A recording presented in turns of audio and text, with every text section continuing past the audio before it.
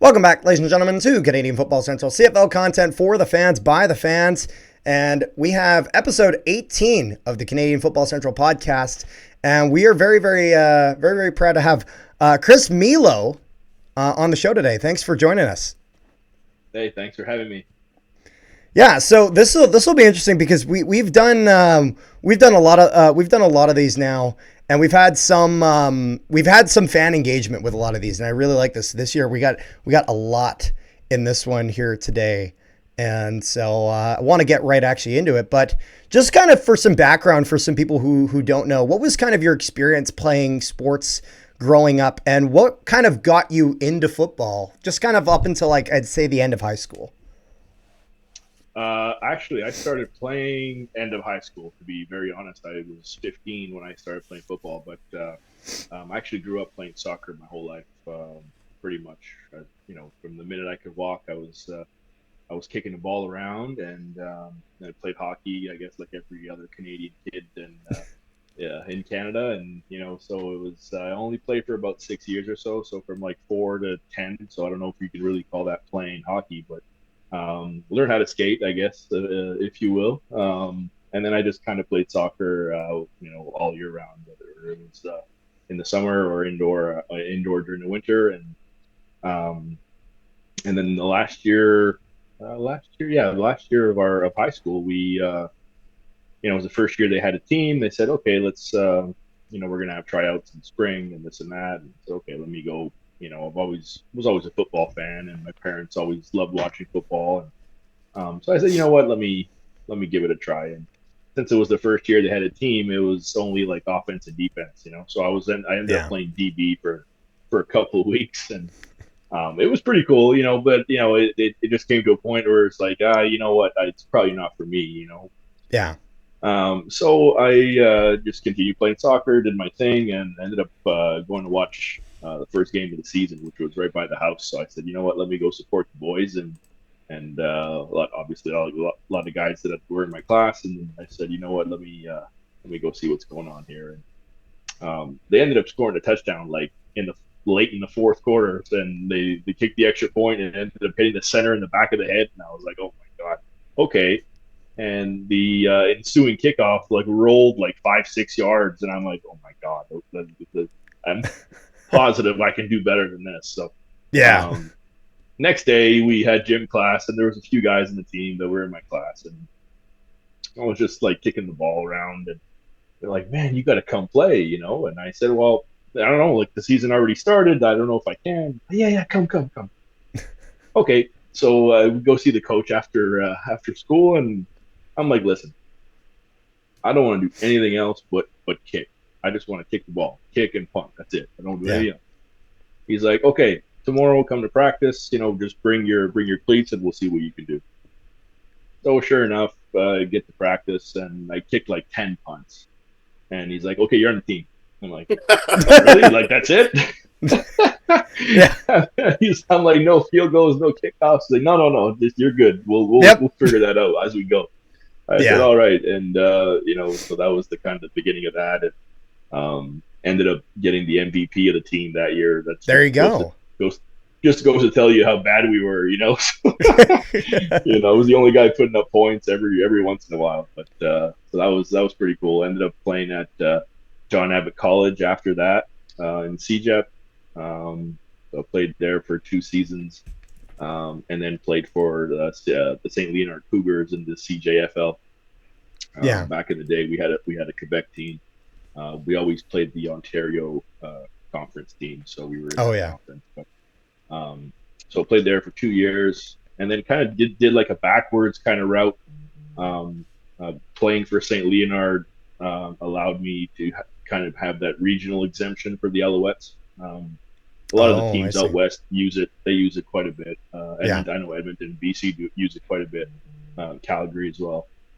Even Sask, I think, with the Regina Rams and the Thunder and the Hilltops. I think we had a few guys from those teams that come in undrafted. Really, they're exemptions, which is a cool thing.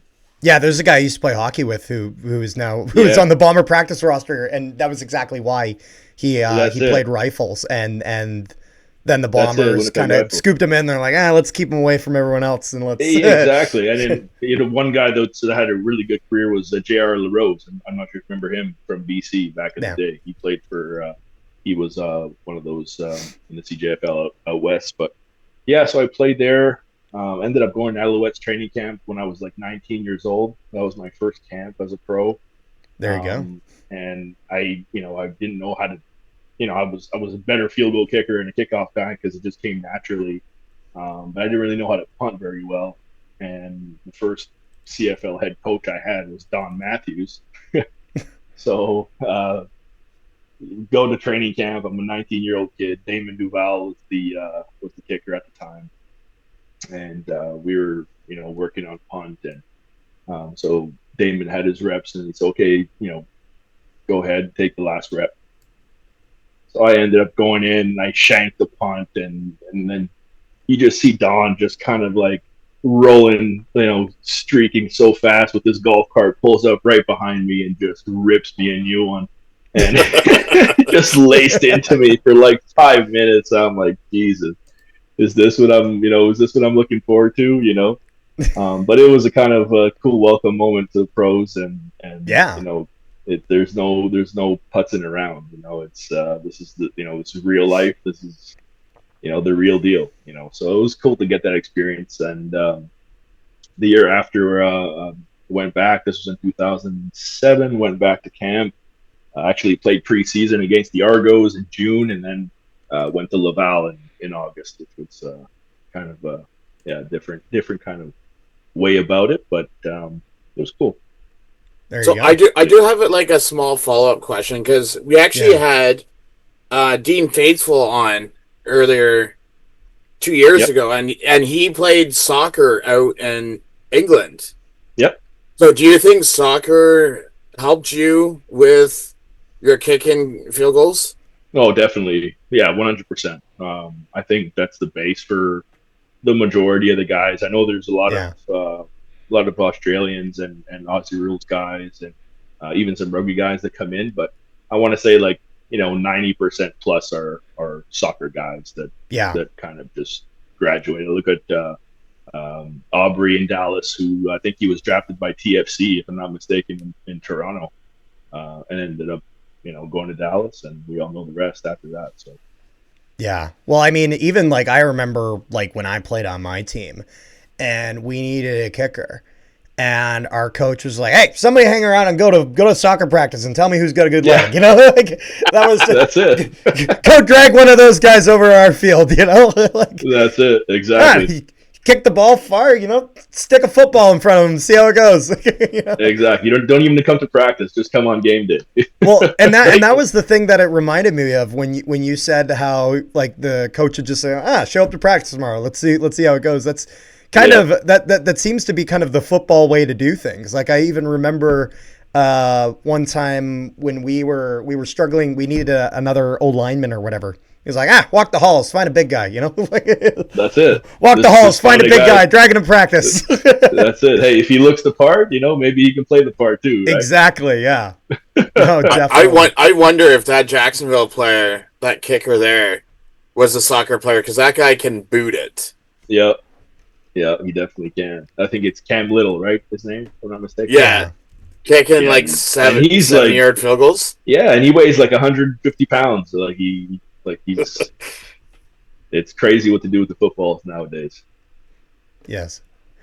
Now it had so you had mentioned that where did you say that you had went for college? So I went CJEP at John Abbott College, which is just after high school, excuse me. I was there for 3 years, but and then after that, I went to Laval for 4. Quebec Gotcha. City. Just because I was about to say on your Wikipedia it says Laval here, and I didn't hear you mention that before. So, Yeah, because my next question was actually going to be, how was college at Laval University? it was incredible. It was it's such a great experience. Really prepared me and prepared us, I guess, the everyone that was drafted before and after me for the pros. Like they really treat you really treat you like it. And even the stadium that we have, the fans that we have, just incredible. We're playing in front of 15, 16,000 people every week, which is, a lot of teams in U Sports don't even get that per season. So, Yeah. um, yeah, no, and especially the years that I played, there was such a huge rivalry with Montreal and even with Concordia, and so it was I would say a lot more even, I guess, than it is, I guess, today. But yeah, it was, just to be able to play in front of those fans and play in those big games.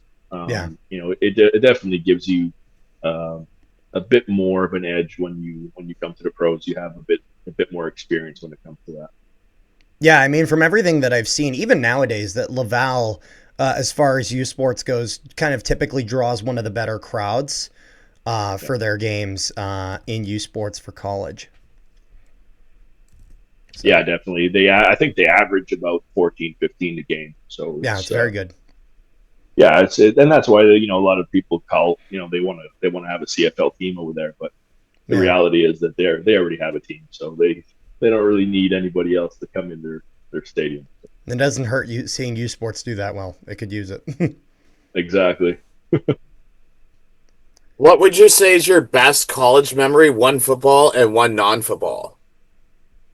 Um, well, that's a good question. I want to say probably the last game that I played in 2010. That's probably a really good memory. Having the Vanier, winning at home.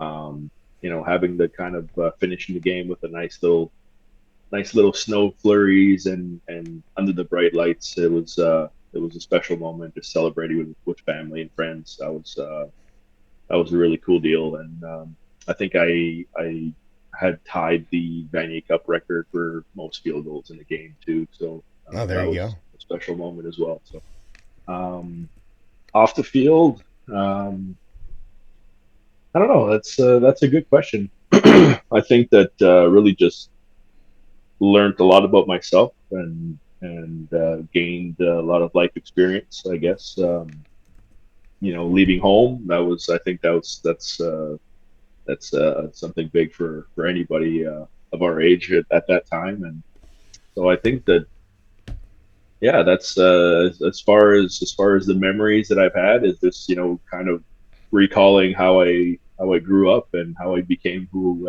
I am today. There you go.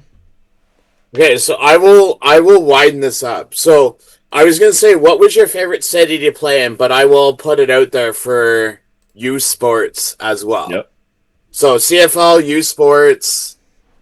Um, you okay? So, well, I mean, obviously playing in let's say U Sports playing in Montreal, that was always a big game because that was a big rivalry game, and we always had a rough time playing over there. So it was those were the kind of the games that you live for in U Sports. In the CFL, in my day, I would say probably Calgary was always a fun place to play in, just because we had such tremendous support from the green and white, just a short drive away, and it was a cool stadium to play in. Um, and just coming home too was always fun. I never had really many field goals playing in Montreal, but it was always fun to come home and play in front of family and friends for sure.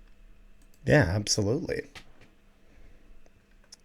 I think Rick, this next one is Yeah. yours Do again. you so outside of your two Grey Cup wins, do you have a favorite CFL memory? Yeah, I mean, I want to say the West semifinal in 13. Um, the kick that I made with about 5 minutes left. I think it was a 45 yarder from the right hash. That was just that we had been down the whole game. That kick put us up by one, if I'm not mistaken, late in the fourth, which was yeah, which was key for us to move on. And yeah, I think that's probably my most cherished kick and my one of my favorite memories. It was like minus 38 that game too, so It's I a was just glad stupid it got cold. there. Yeah. So out of and this is gonna be our first fan one. Fan question here. Which Grey Cup was more fun, the 2013 or 2016 Grey Cup? This is from at CFL.commish on Instagram. Nice. Appreciate the question, CFL finish. I want to say 13 was probably the most fun one, just because the Riders hadn't won in a while. We were playing at home, we're playing in front of our fans. It was just a build up from pre-training camp. I want to say like spring ball that we had in Florida, and just the whole season was like a big culmination of us getting to that game and hoisting the trophy. Yeah.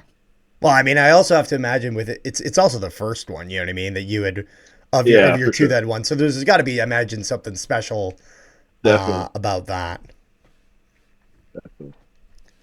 So this is another one. This is from Matt McGilvis on Twitter/X. What was it like to kick in the super cold 2013 West semifinal? Yeah, it was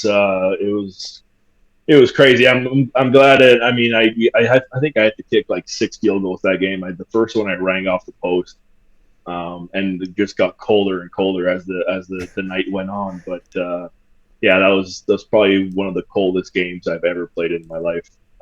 One that was actually comparable to that was when I was in the CJFL. We played in Edmonton against the Wildcats, and I think it was just as cold, if not just a bit colder. But Yeah. kicking in those types of weathers, like I mean, it's the balls are so hard. Like, you don't know how they're going to travel. You don't know. We had all that deflate gate and all that stuff in the NFL, and the reality is that the weather affects the ball and affects the air temperature and affects everything. So, um, the week after that game, or the week of the Grey Cup, when we were practicing in those types of weathers.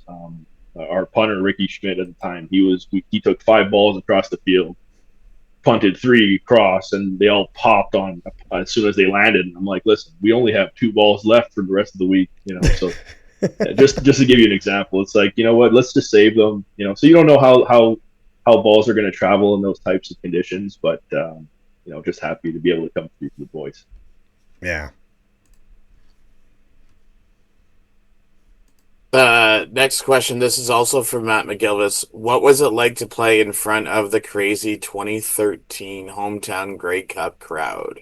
Yeah, it was fantastic. From the moment we got on the field till way, way, way past the end of the game, it was it's just memories that are going to last forever, and they're going to stay with me forever. Just again, just be able to win in our stadium and to celebrate with everybody was awesome. Yeah, I mean that is still to this day, I believe, the most recent time a team has won the Grey Cup on home turf. Yeah, So, got to and I imagine it's believe there not an was often time that there's even a chance for that to no, happen. So, no, exactly, and I think that we were the second or third team in a row to have done it, because I think in 2012 the Argos did it, in 11 BC did it, and I think, yeah, we did it in 13. So I think after that was there you go. yeah, that was pretty cool. Our next one here. What are your thoughts on the current kicking situation in Riderville? This is from at Janice Owen on X or Twitter. Yeah, good question. I mean, I've been asked that a lot throughout the year. Listen, Brett had a rough year, up and down year. Not something that we've been used to him having. But I mean, he's definitely had a great career so far, and he's now a Grey Cup champion, and he can add that to his resume, which is something that no one can ever take away from him. That's true. He's definitely, he definitely worked hard for it and deserved it. Played well in the playoffs when it mattered, and wherever direction the team would like to go, that's their prerogative. But at the end of the day, is that he's someone who can get the job done, and they know it, and so hopefully he sticks around and Absolutely. show us why he's a champ.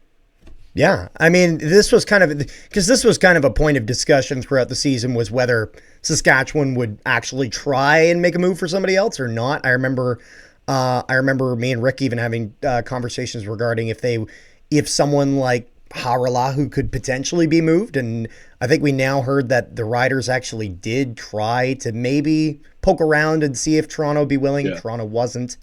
And it is worthy of noting. I think I want to say this is a stat I saw just before the Grey Cup game. Don't exactly quote me on it.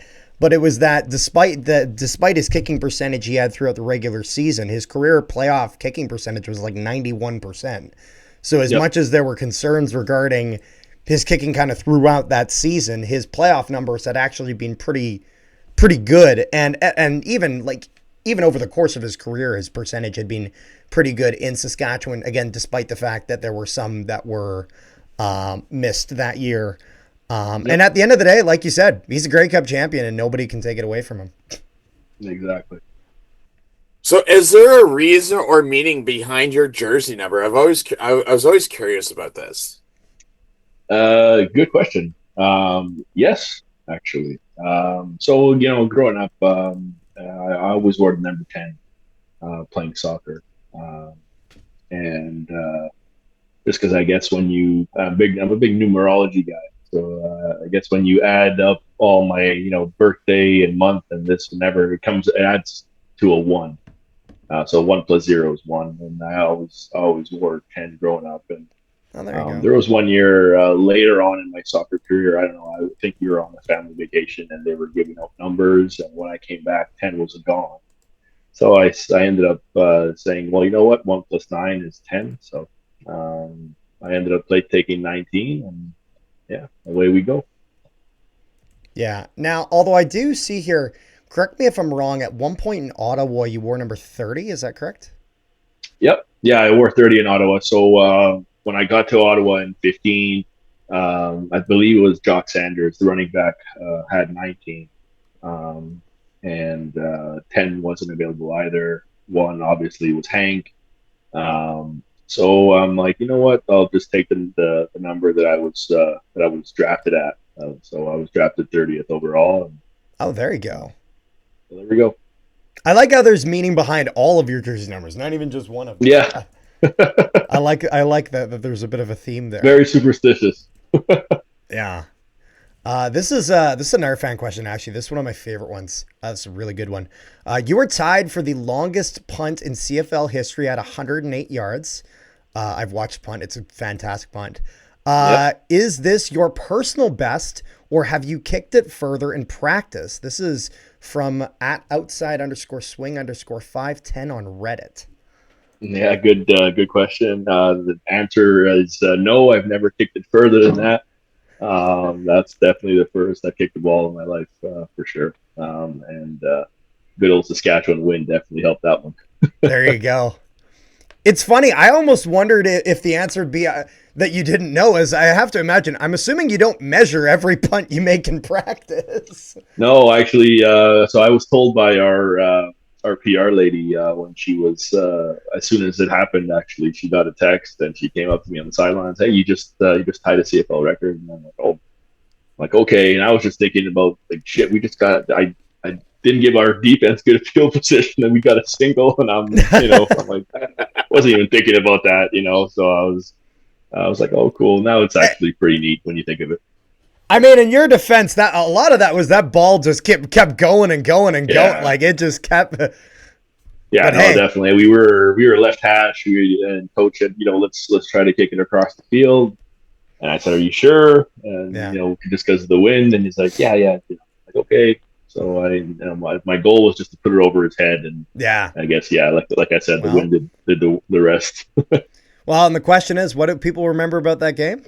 That you tied a CFL record. That's what people remember about that game. So it can't be too bad. There you go. Now, here's a bit of an interesting one. This another one fan question that we had. What are your thoughts on the updated size of the end zone and the updated Rouge rule? This is from @Christinky 420 on Reddit. Yeah, another good question. To be very honest, I guess shrinking the end zones by 5 is I think that's okay. Putting the posts in the back, I think that was always coming at some point. Now, when it comes to the Rouge, here's my take on this. I agree 100% that the Rouge should be eliminated on a missed field goal. Yep. I I think don't. I don't most people believe you agree on should. that part. Yeah. Yeah, I don't believe you should be awarded for a miss. Now here's where I feel like it still should be um, in the game. Okay, so Okay. a kickoff, let's say on a kickoff, right? The only Yep. the only ways it could be on a kickoff, field goal, or a punt. We know Yep. it's not going to be on field goals anymore. That's fine. If a kicker can smash the ball like 85, 90 yards on a kickoff, because that's Yeah. what it is to get through the end zone, Yep. I think that he should be awarded a point for that. Let's That's fair. let's let's be very honest. I think that's fair. Like he's Yep. not. It's not a miss. He's doing his job. He's doing it to the best of his He's ability. not being And if rewarded for he failure. Yeah. exactly, it's not a fail. It's an offensive play, right? The Yep. kickoff is literally an offensive play because you can literally kick it 10 yards and recover it. So if he can kick it 90 yards and get and it beats everybody and it goes to the end zone, I think that the point should be awarded. Yeah. Now, here's my take on punt. So, punt, I feel like you it should still be awarded. However, depending on what the guys, let's say the guys are averaging like 45 yards a punt. So, the way I see it is that if you keep it on punt, you can keep two Canadian elements to the game. You can keep the Rouge, Mhm. and then you can keep the kickback, which is a play that a lot of fans kind of we don't see very often. But late in the game, when you need a point, you kick a ball deep in the end zone. The other team can kick it back out, and away we go. We're playing kickback, back and Yeah. forth. A play that we practiced every single day before with Craig Dickinson in Saskatchewan. Every single day before for the years that he was there, we always practiced that play.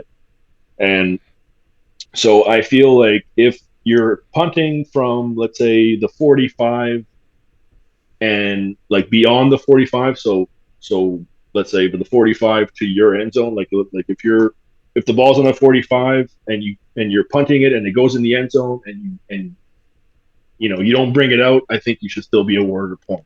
And The are you guys are talking from averaging, the close side 45 or the further yeah. 45? So no, so let's say on the close side 45.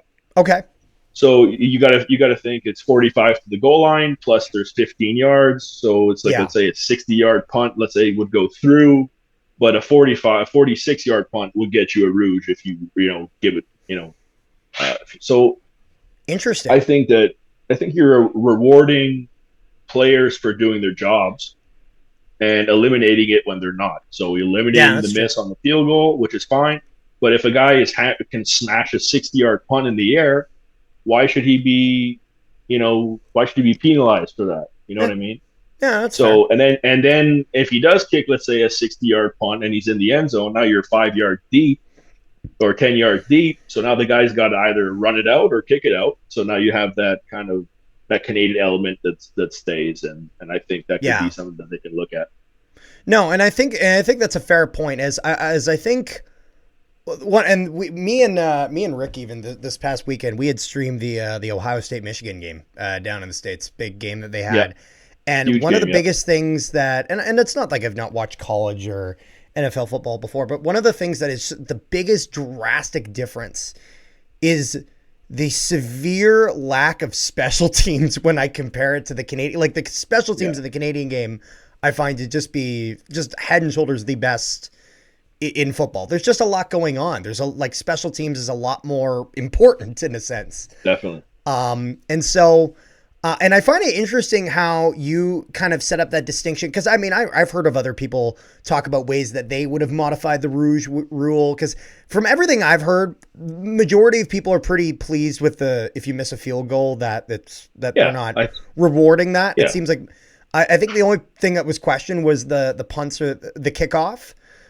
Because I think the question I had was even if you remove it just from missed field goals, but you keep it on punts, if there's no other barrier, are you just going to get to a situation where team's on the 20-yard line, 4 seconds left. We're not going to go for a field goal in case, heaven forbid, he misses. We'll just kick a punt from 20 yards and boot it out of the stadium. And so I find it interesting how you even just draw that distinction at like, because I wasn't sure, like, is it depending on where you are in the field, like the 45-yard line? Is it like if there's 3 minutes left in the game where it's like, hey, once it hits that 3 minutes, those things are no longer of value, so that way you can't hypothetically win a game on that. I was interested in kind of that distinction because I don't think I've heard that before, and it's an interesting I think that point. I think that, similar to what the NFL is doing now on kickoffs, you have like a kick zone, right, where they got to kick the ball within that zone. So if they have, it's kind of a play on the rule, and you say, you take, let's say, the average of what the guys are punting, and which is more or less like in the mid 40s, so you figure you draw the line at the 45, at the near 45, and I think that could be something that the board of governors could discuss and look over, because again, you're keeping the Canadian element to the game. And honestly, I wouldn't even be surprised if little things like that get tinkered over time. Even just a few years ago under Randy Ambrosie, they had made changes to the hashes. Even this winter, they're going to be talking about, as much as they announced that 35-second play clock, there's rumors of exactly how that's going to work when it comes to those last 3 minutes. I've heard rumors that they may even potentially keep that 20-second play clock exclusively for the last 3 minutes, just to keep kind of that the no lead is safe in the CFL kind of motto, with how For sure. how I think a lot of people really enjoy that ending of CFL games. But we do have another question here, kind of on the same vein of this one here, from another fan. Do you think the rule changes will diminish the role of kickers? This is from @snowmission6612 on Reddit. No, I don't think that at all. It's just, make your kicks. Now you got to make your kicks. That's very simple. I mean, that's what you get paid to do. I mean, we don't get paid to miss. We did get rewarded for missing on occasion, but the reality is that, okay, it's a bit, obviously let's say a 45-yard field goal will be from the 30-yard line now when you think of it, or, so you're kicking from a lot closer. Will teams decide to go for it more in that area? That's something to be seen. Yeah. But at the end of the day, the way the kickers are going now is that they're so accurate, and just take the points. I mean, it's not going to make any difference. And when you're so far, you're close to the goal line. Even if you're on the 10-yard line, it ends up being like a 10. It ends up being like almost a 30-yard field goal when you think about it from the 10. Yeah, I think the only thing that I maybe wonder about with the changes being made, with the uprights moving to the back of the end zone, because there are different, because I would even say there's different types of kickers in the CFL, in the sense of that there are kickers that will do where their specialty is that kicking percentages, they don't miss. But then there are some kickers that I've seen where they really specialize in some of those really deep ball kicks that they may not have as high of a percentage, but they'll hit 55, 60, you know what I mean? Like, they're capable.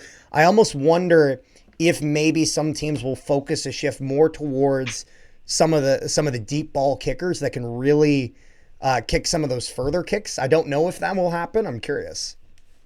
I mean, that's a fair point. I mean, the reality is that everyone in that league right now can kick 60 plus. Like, it's not a how do you say it? There's not one guy that can't do it, really. So, but it's just where you're kicking the field goal from at this point. It's not so much if they're kicking the longer field goal or not. You're just kicking it from closer to the goal line when you think of it, really. So, in a sense, you have a longer way to go. If, let's say, even upon a miss or what have you, let's say you're kicking a 40-yard field goal, but really the ball's on like the 20-yard line. So you still have 100 yards to go the other way to, potentially score a touchdown. So it's again, it's make your kicks. They're going to be a lot more important now. that's definitely it's definitely going to play a bigger role when you think of it, because every point is going to matter, and although every field goal is going to matter in the sense that you don't have that blanket of, hey, okay, we can still get one, you know. Yeah. Fair enough. So I do have a follow up question to that. Yep. Is when they do move the goalpost back in 2027, do you see more teams going for it on third down, or do you see more people going for like that field goal I think as far honestly, as I instead think of a it'll be punt? yeah, I think it'll be very situational at that point. Um, I guess we're gonna have to see how things kind of play out, with the first few games of the year, and I think teams will just make adjustments as they go, and then they'll play the analytics game as a lot of teams Yeah. tend to do nowadays. So I think that'll depend on your coach in the sense of yep, what exactly. coaches will kind of feel like, Yep. it'll depend. Who's gonna It'll be depend on your aggressive? coach. Yeah, Yeah, exactly. who's gonna be aggressive? Who's gonna be like, it's kind of, and it's not to say like who trusts his kicker more. No. It's more so situationally, and you know what? Sometimes it'll be like, hey, we'll go for it, and then we're going to trust our defense to make a stop. So it'll Absolutely. be kind of situational at that point. Yeah. Because then that's the other factor is if you miss that field goal, you just gave up good field position. Yeah. Yeah, yes, but at the end of the day, it's kind of like a punt, really, when you think of it. Like, okay, It's you didn't true. get any points, but you still have you still pinned them deep in the zone, and they still have 80, 90 yards to go, right? So it'll be fun to see. It'll be fun to see. Obviously the fan, like the hardcore fans, kind of have a lot of issues with it, but change is good, and you know what?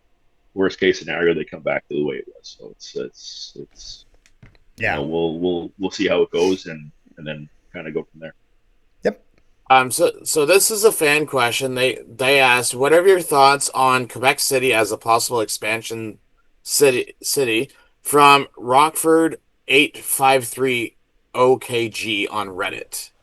Nice. Yeah. No. Obviously, it would be a great spot, in the sense that the fans are, they love their football out there. They're very knowledgeable fans. But again, I think that Laval, the university, has so much notoriety, and that's their city. It's their area, it's their stadium. It's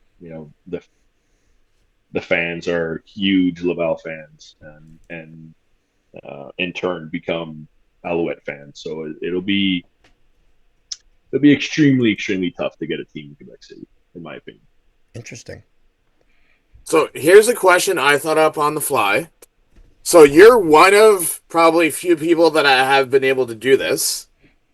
You played both in the old Mosaic and in the new Mosaic. I didn't play What? in the new. Oh, Oh, he didn't oh, play you the didn't new. play in the new? No, I wish I did. Oh, because it said that you played in 2017.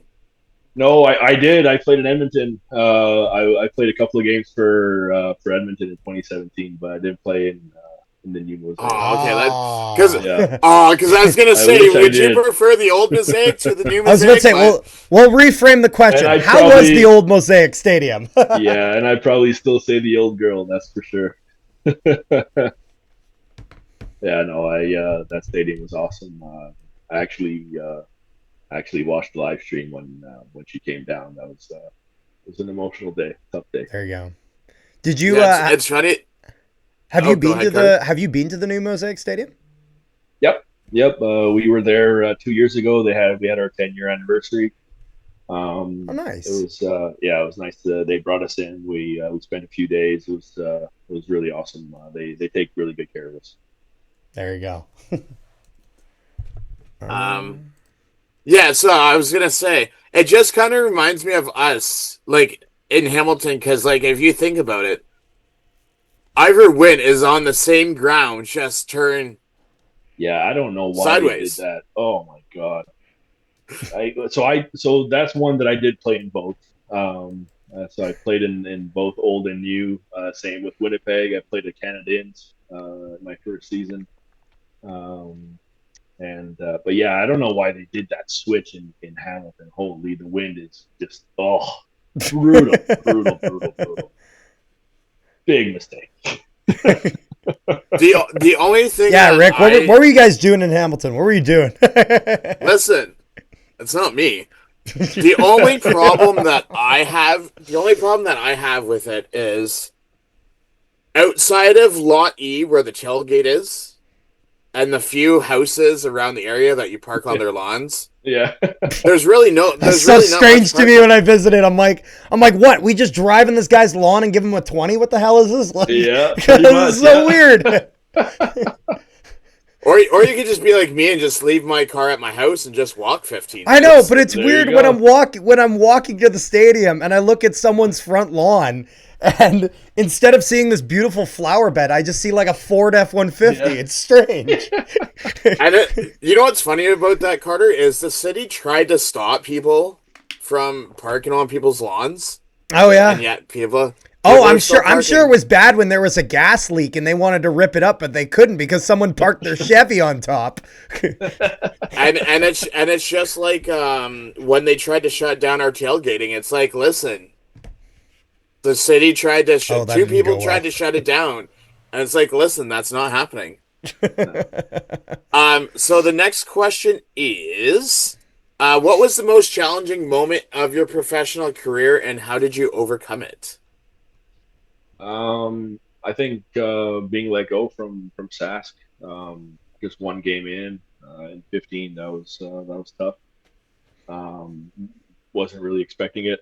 Um, had a really good camp, and I had probably the best camp in my pro career, to be very honest. And then came in, missed. I think I went 1 for 2 that game, and yeah, that was the end of that. And so it was tough pill to swallow, but a kind of a reality check, and definitely put in the work to get at least an opportunity to go to Ottawa. And when that opportunity came, just hit it head on, and yeah, I was able to win another championship in Ottawa, which is I guess a good show of resilience and hard work.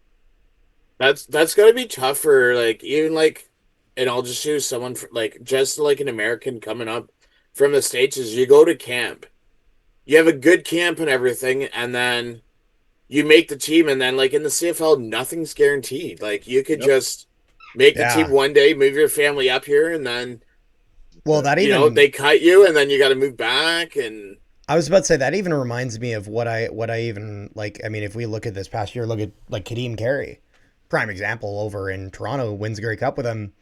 Very next year doesn't make starting. He goes from starting running back to not even making the roster. Yep. And so it's one of those things where I think that's kind of like at the end of the day, like it is like a business, but it's one of those Yep. things where I have to imagine that's difficult, especially like if you'd been with a team for a few years and whatnot. But I think it shows a lot when you're able to kind of get back on your feet and you keep things moving and kind of keep grinding forward. So Yeah, definitely. It wasn't easy, but I had yeah, had some good people around me, and you know, got to a place that wanted me, and yeah. had some success. Well, and you still got your ring from when you were there, and now you got another one That's as it. well. I got to. There you go. So, and that kind of leads in a little bit towards this next question here is, and this is a question from a fan. How do you manage the criticism from fans that come with being a professional athlete? This is from at national-package 8188 on Reddit. Yeah, I mean, it's part of the game. It's what you sign up for. Um, Obviously, it's expected to happen when you're not playing well, and we were fans before we were professional players, and we know what it is in Yep. the sense that when your team is not playing well, you bitch and moan, and you complain, and you're paying the ticket. It's your right to do that. Obviously, there's certain times and situations where it does go too far, and Yep. that's unfortunate, and it shouldn't, because it is just a game after all. But um, So what I always said was, you can come after me, as a player, as a person. Uh, that's no problem. I can handle that, but don't come after my family. Don't mention my daughter. Don't mention my parents. Don't come after my family. If you wanna talk crap, by all means, but do it to me. Yeah. I would hate to see what it was like during the 2003 season. Like I know you weren't in the league yet, but even the fact that like Ticats went 1-7 that season, like what like it would have been like back Well, in the day. I was even about to say, like, if I even think about even like Saskatchewan specifically, um, there was Paul McCallum, 2004. Yep. I think you know where I'm going with this. Yep. Got manure. They got They the wrong thought they were house. dumb. Yeah, they got the wrong house. They put it. So I was about to It was say his neighbor, I think it it was was. his neighbor. Yep, they hit the wrong house. They put it So on it his just goes to neighbor. show that they knew where he was. I was about to say, But that's the beauty of playing in Sask, I listen. I grew up in Montreal. I'm a huge Habs fan. I grew up and I'll die a Habs fan. But so I know what it is, and I think that playing in Saskatchewan is the one team that I think emulates that the most. The fans know where you are, they know where you live, they know what you eat, they know what you drink, they know what time you go to bed, what you watch, and what time you pick up your kid, and they know everything. So That's just it's super good. creepy. Well, you know what it is. It's good in a sense, but it could be bad. But to be fair, it was more good than bad. To be very honest. And we had the best fans that any I any team can ask for. I was gonna say the most challenging moment. I don't know if you were there or not, but the 13th man. Yeah, that was that would have been just 2 the years year before prior. me.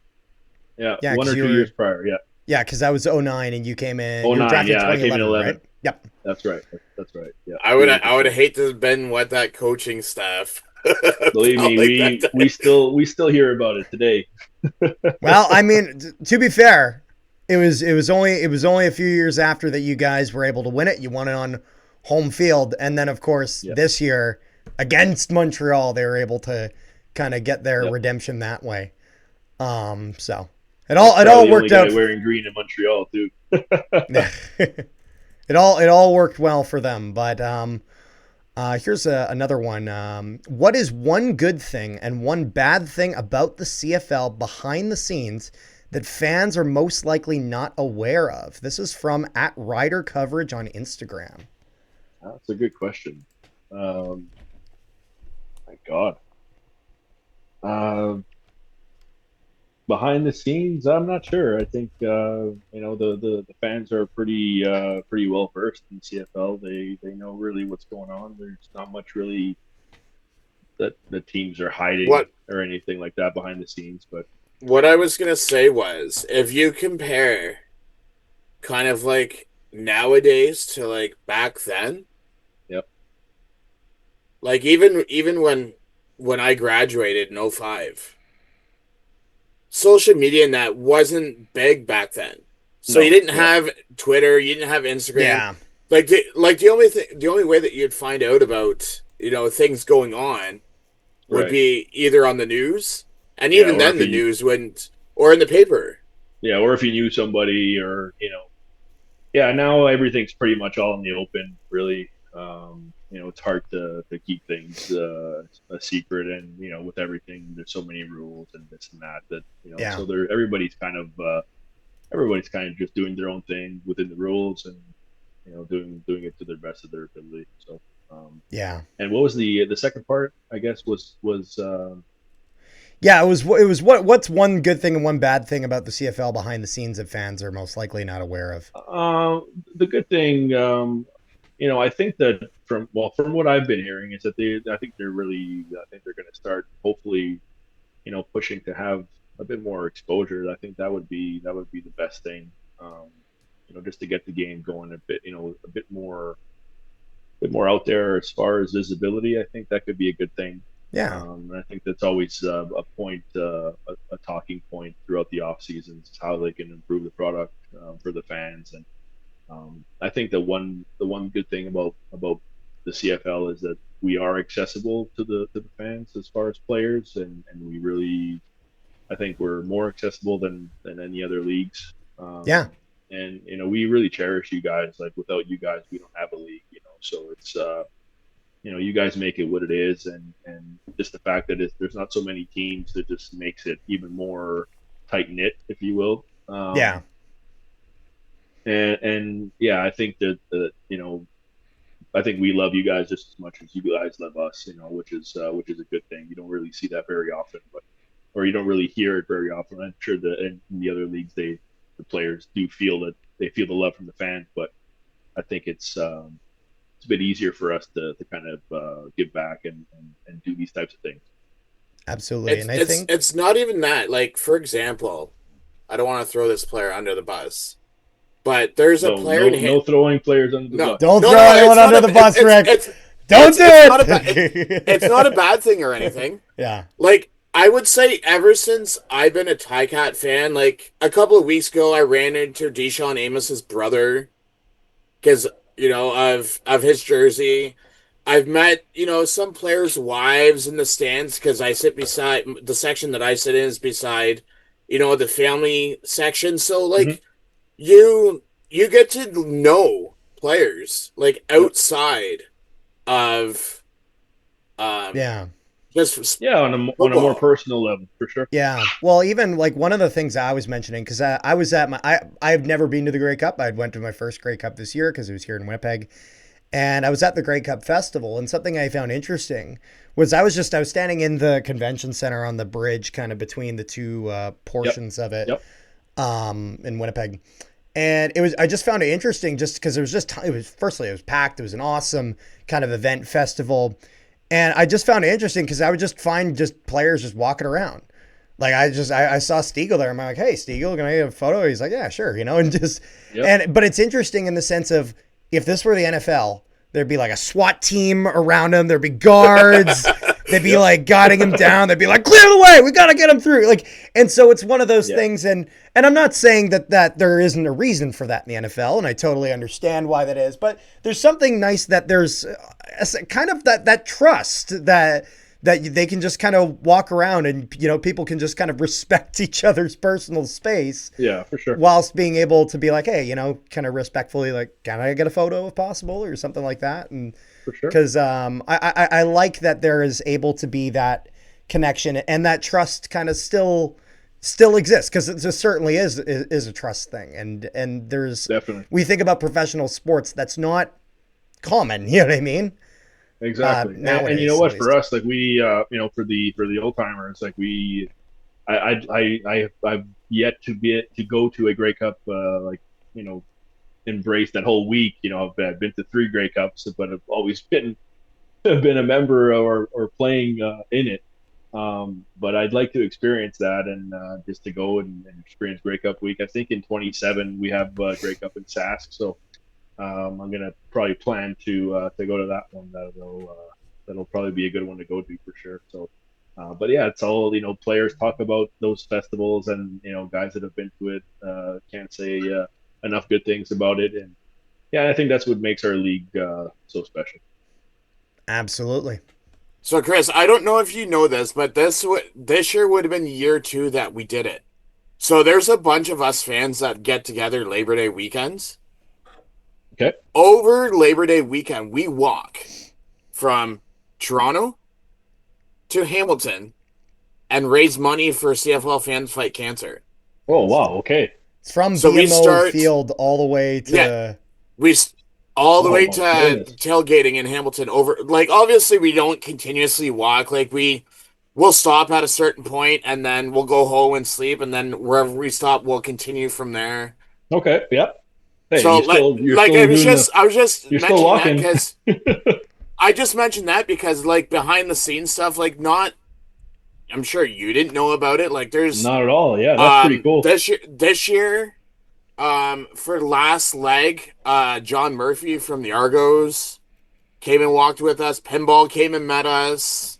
Nice. Yeah, pinball is So I awesome. mean, there's stuff like Carter went to the CFL Fans Fight Cancer event. At Grey Cup. Yeah, and they even got So Nice. the That's basically, Grey cool. Cup they got the Grey Cup at the restaurant for the Oh event. wow. The CFL had Nice. lent it then, and then so they had basically, what it is whatever host city is hosting the event that year, Hmm. they do a fundraiser for like this year it was Cancer Care Manitoba.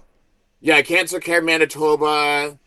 Another year it was another one. Next year will Hmm. be one in Calgary, and then like all the money at the end of the year Right. Yeah. Right. it gets donated. So it's just, Nice. Yeah, that's cool. like I think last year they did like 75,000 or something like that. Just like the whole CFL groups, fans, Yeah. Yeah. like we No. don't care what fandom you're a part of. Like Yeah. all That's the it. fans No, get together. it's that's what's cool. Yeah, and that's what I've been hearing a lot about, even at Grey Cup week, and just Oh, it was. seeing, yeah, just seeing everybody just come together. It's at the end of the day, it's we all love football, and we love the game, and we respect each other as fans and as opposing teams. We're not going to go out killing each other.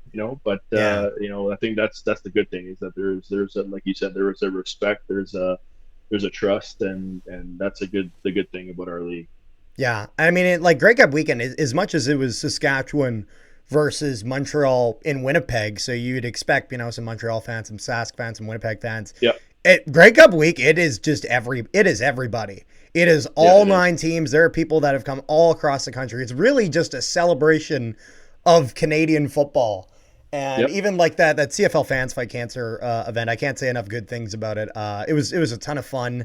They had a bunch of raffles. There were a bunch of players I think the Argos and the Alouettes had all signed like a jersey and like Nice. donated it for raffles. They had some other ones.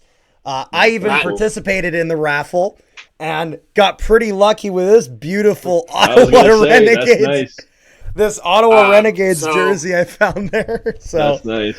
um I went Matt all in on Chinetti it. gets sponsored by what the heck is the shoe company? Converse, is it Converse? Yeah, Converse. Converse, He Yeah, yeah. gets yeah. he donated a pair of his shoes and someone won them. Like there's Nice. different events. He's always got Yeah. a nice pair. There you go. But so the next question is, what advice would you give young athletes aspiring to play professional football, no matter what position it is? Man, just work hard. Work hard, put in the work, and really believe in yourself. Like just don't have that doubt. Have a good mindset. If you know that's what you want to do, then put all your effort towards that, and good things are going to happen. And that's what I coach. I coach as well, and I coached the kicker at McGill this year, and he's got so much potential, but he's got a lot of self doubt sometimes. And it's trying to. It's not so much working with him physically and technically. It's more working with him between the ears, and trying to get him focused and on the right things. Instead of focusing on the small things that really won't really matter in the end. So Yeah. I think that really believe in yourself, and never give up. Never give up, because you never know when that opportunity is going to come. So yeah, as long as you Absolutely. work hard, good things are going to happen. Yeah. Now, our next one is a bit of a silly one here. This is actually from @WikiPuff on Reddit. What is the heaviest thing that you can punt 5 yards? Ask my sister.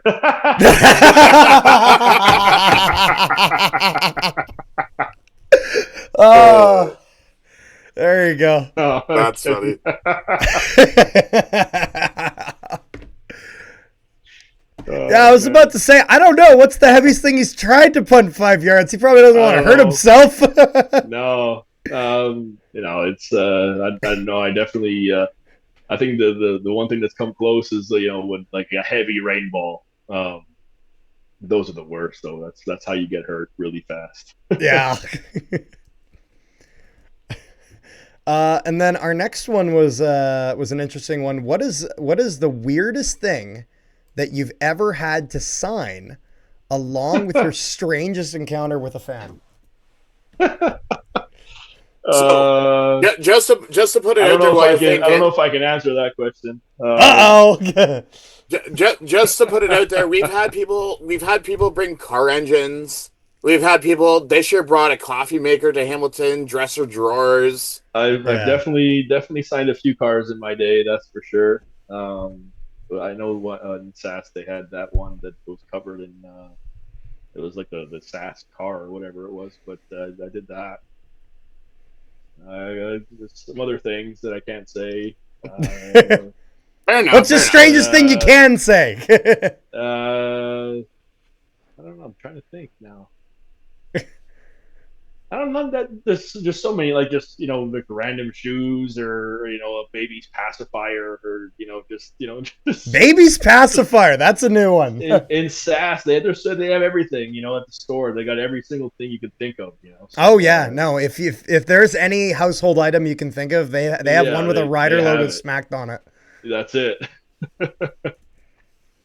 So I Absolutely. I do I do have a draft question for you. Sure. So obviously I know in the States you can I don't, I think it may happen. Do you know if, like, because I know 5 year seniors get drafted here. Do you know if juniors do or no? Yeah, I was. Oh, there So you go. I was drafted in my fourth year, and that we have the option of going back to school, or staying with the team. So I was at a point where I was, I took the practice roster offer and just kind of went from there. I was gonna say, you notice that a lot with some of the draft picks. I want to say the later rounds Hmm. where, like, they get drafted, they don't make the team. Like Ethan Jordan for Ottawa is a perfect example. Yeah. He Yep. got drafted last year, and then he didn't make Ottawa, and then he went back and played Laurier, and Yep. then he had And then he another just got signed. outstanding season. Same with Yeah, that's Daniel it. Weeb in Saskatchewan. Yep. Yeah, and we also had Domenico Piazza, one of our offensive linemen at McGill. Same thing happened. He got drafted in Edmonton, I believe, and he came back for his fifth year. So we'll see how things kind of play So out on his if end. if something like that happens, okay, let's just say, I'll just use you as an Mhm. example. So you go and you get drafted, you go back to school. How long do they are they able to keep your rights for? So I think the rules have now changed. Okay, Now back in the day, and now I could be completely left field with yeah, this, but that's fine. I believe back in the day that if the team drafted you, then you kind of went back the next year, like they still had your rights for the next year. Now I am not entirely sure. So the way I kind of understand it um, is that if you are drafted and the team releases you, then you become a free agent, Oh, I okay, fair believe. enough. But I'm not entirely sure. I and you know what? Yeah. I definitely like the answer to that question. If someone has it, that'd be nice to know for sure. But I'm not Mhm. entirely sure. Yeah. So Janice Owen on X actually asked this next question. She says, "Would you be open to working in the league again, whether it be as a coach or in an administration role?" Yes, definitely. Yeah, for sure. It was always something that I aspired to do. Would it be nice to run my own team one day? For sure. I always thought that I'd be a good general manager, but I guess we'll see how things play out in the future. Yeah. Um, and But yeah, I think it'd be neat one day to be able to run your own team and kind of do things the way you want to do them. Um, but I Rough have a Riders next special teams coach right yeah. there. Take over Well, for Dickinson. I got What I got was a long Dickinson? ways. I got a long ways to go and a lot of things to learn before I get to that point. I was about to say, Corey Mace, if you're ever watching this, heaven forbid, someone, but this guy right here. Well, at the end, I mean, you know what? Obviously, my specialty is kickers, and if I can help anyone in that aspect, then I'd be more than grateful to do it for sure. Um, and starting with the riders, of course. So, I was about to um, say, interview starts, just pull off the rings and I'm just Yeah, gonna put these that's right here. You know. that's it. No, obviously, if I can give back, I definitely would. If I could get back into the league, in a mid roll, that'd be fun. Um, and yeah, we'll see what the future holds. Never say never. Absolutely. So, I think that's pretty much all we had. Rick, was there anything Did you else want that to you do the had? bonus questions? Uh, we we can. We Okay. can. We certainly So can. We one got two of them more. is weather conditions have a significant impact on the game. What's the most challenging weather that you've played in, and how did you adapt to it? And what was your favorite weather to play in? So yeah, I want to say those cold weather games probably the hardest ones to play in. Can't really prepare for those games, but I used to put like those hot pocket things inside my shoes. So you're supposed to put them underneath your feet, but I'd always felt that it was like really uncomfortable, so I put it like on right on top underneath the laces. Kept my feet pretty warm and which was good. But yeah, other than that, I can't really prepare for those types of games. Did But you I play in think any snow? what not in the CFL. I believe we played snow. Yeah, we had a couple of snow games with Laval when I was in college. Um, but I think the perfect weather is kind of like that late September, early October kind of a nice sunny Saturday. That's always a nice one. Like in around the 20 degrees. That's always nice. There you go. And our last one that we had here was: Did you have any pre-game rituals or superstitions that you swore by? Yep, definitely. Um, I always and this was since my Laval days, but I always dropped a little bit of holy water on the field before the game. Oh, there Always you go. just after my prayers. I always used to say my prayers before the game, and I always just had a little thing of holy water next to me. I used to just drop a little bit before every game. There you go. Nice. And is there anything else that you had there, Rick?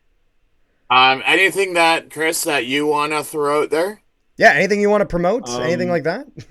no, I mean I wish I did, but no, I mean honestly, again, just thank you for having me on. It's been great, and yeah, if Well, ever you want to do it again, if there's any kickers out there that need some yeah, kicking hey, advice, you know who to feel reach out to. feel free, definitely.